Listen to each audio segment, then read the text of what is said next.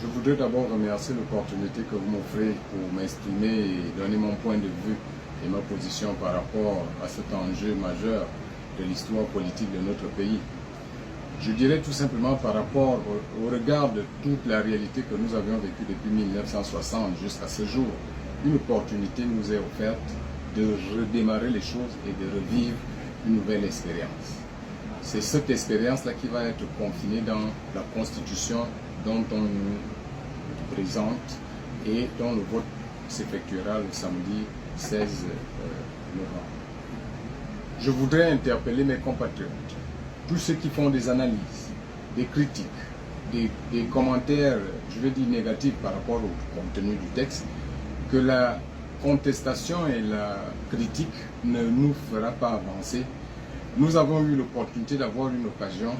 Saisissons tout simplement cette occasion pour observer la nouvelle orientation politique que nous présente le CTRI et la nouvelle Constitution.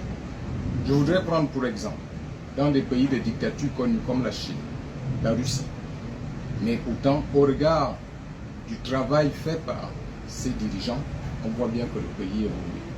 Alors, c'est pourquoi je demande à l'ensemble des compatriotes, au lieu de se positionner en non, sans avoir de véritables raisons, positionnons-nous tout simplement en oui, en ayant espoir que demain, le président sera élu sur la base de cette constitution et s'exercera pour le bien-être des populations gabonaises. Si ce n'est pas le cas, 1 an, 2 ans, l'histoire et la nature ne nous trompent pas.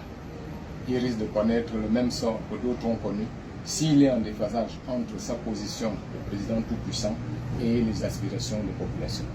C'est pourquoi je veux tout simplement dire à mes compatriotes, pour accompagner cet espoir qui est né le 30 août 2023, allons-y simplement au vote et exprimons notre espoir en accordant ce crédit de confiance à la Constitution et au président de la République.